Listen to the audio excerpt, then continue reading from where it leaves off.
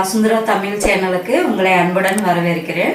இன்னைக்கு ஒரு சூப்பரான அசத்தலான உருளைக்கிழங்கு குழம்பு எப்படி வைக்கிறதுன்னு பண்ணி காட்ட போறேங்க. வாங்க வீடியோக்குள்ள போகலாம். உருளைக்கிழங்கு குழம்பு வைக்கிறதுக்கு 1 கிலோ உருளைக்கிழங்கு 1 ஸ்பூன் உப்பு போட்டு வேக வச்சு மசிச்சு வச்சிருக்கு. 250 கிராம் அரைச்ச தக்காளி, பெரிய வெங்காயம் 2 அரைச்சது, கொஞ்சம் கொத்தமல்லி தழை, சமையல் எண்ணெய் 3 ஸ்பூனு, தேவையான அளவு உப்பு, ஈங்கு பவுடர் கொஞ்சம், தனியா பவுடர் 2 ஸ்பூனு, குழம்பு masala 1 spoon, ginger paste 1 spoon, மிளகாத்தூள் 1 ஸ்பூனு, கரம் மசாலா 1 ஸ்பூனு, சீரகம் 1 ஸ்பூனு, சோம்பு 1 ஸ்பூனு, மஞ்சத்தூள் 1 ஸ்பூனு, கறிவேப்பிலை கொஞ்சம்.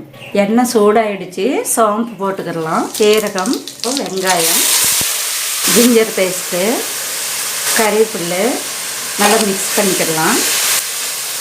வெங்காயம் ப்ரௌன் ஆகிறதுக்கு கொஞ்சம் உப்பு, 4 நிமிஷம் நல்லா கிளறி விட்டுருப்போம் ப்ரௌன் ஆக வரைக்கும். தனியாத்தூள், மஞ்சத்தூள், கரம் மசாலா, குழம்புத்தூள், மிளகாத்தூள், ஈங்கு பவுடர், தேவையான அளவு உப்பு மிக்ஸ் பண்ணிக்கிடலாம்.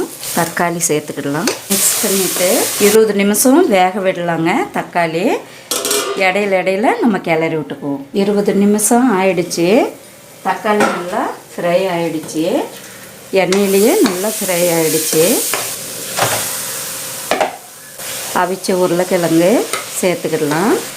சுத்தமான தண்ணி 4 டம்ளர் தண்ணி சேர்த்துருக்கேன். தேவையான அளவு உப்பு போட்டுட்டேன். 15 நிமிஷம் வேக விடலாங்க. நல்லா ஹையிலேயே வேகட்டும். 15 நிமிஷம் ஆயிடுச்சுங்க. நல்லா கொதிச்சிருச்சு.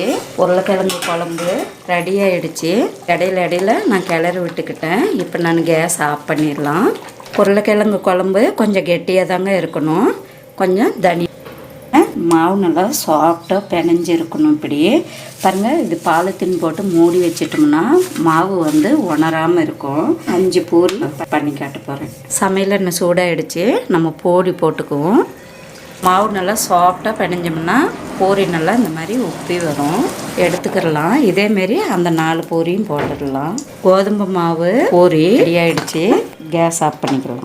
உருளைக்கிழங்கு குழம்பு ரெடி ஆகிடுச்சிங்க. இந்த குழம்பு பூரி கூட நல்லாயிருக்கும், புரோட்டா கூட நல்லாயிருக்கும். நீங்களும் இதேமாரி ட்ரை பண்ணுங்கள். சுவையான உருளைக்கிழங்கு குழம்பு ரெடி ஆகிடுச்சிங்க. நீங்களும் இதேமாரி ட்ரை பண்ணுங்கள். எங்கள் வீடியோ உங்களுக்கு பிடிச்சிருந்துச்சின்னா சப்ஸ்கிரைப் பண்ணுங்கள், ஷேர் பண்ணுங்கள், லைக் பண்ணுங்கள், கமெண்ட் பண்ணுங்கள், பெல் பட்டனை கிளிக் பண்ணிக்கோங்க மறக்காமல். நெக்ஸ்ட் வீடியோவில் சந்திக்கலாங்க. வணக்கம்.